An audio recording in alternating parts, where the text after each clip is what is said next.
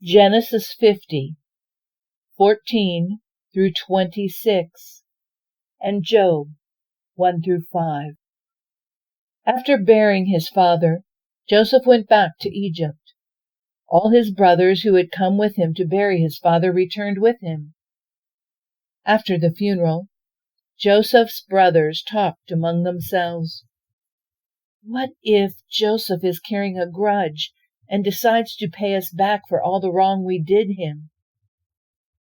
So they sent Joseph a message. Before his death, your father gave this command.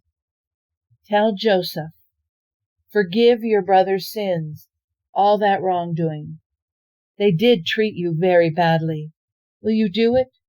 Will you forgive the sins of the servants of your father's God? When Joseph received their message, he wept. Then the brothers went in person to him, threw themselves on the ground before him, and said, "We'll be your slaves."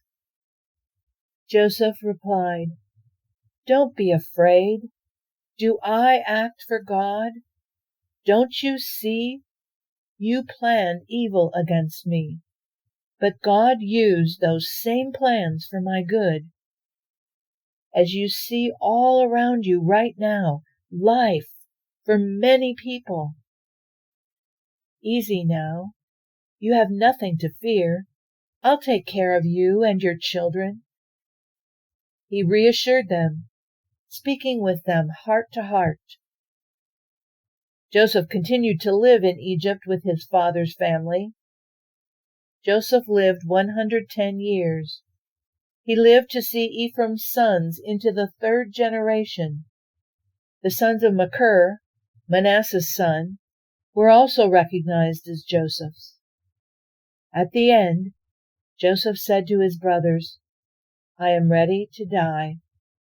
God will most certainly pay you a visit and take you out of this land and back to the land he so solemnly promised to Abraham, Isaac, and Jacob."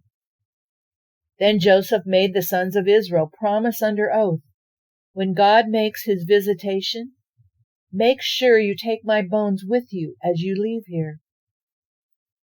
Joseph died at the age of 110 years. They embalmed him and placed him in a coffin in Egypt.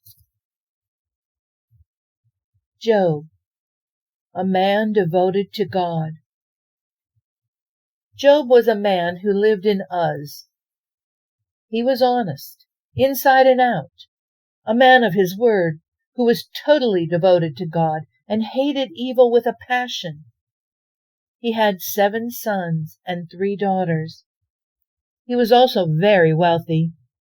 7,000 head of sheep, 3,000 camels, 500 teams of oxen, 500 donkeys, and a huge staff of servants, the most influential man in all the East.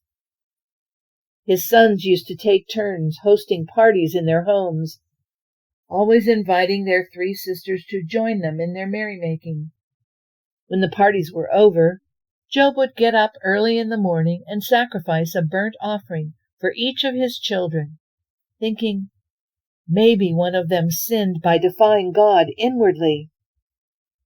Job made a habit of this sacrificial atonement, just in case they'd sinned.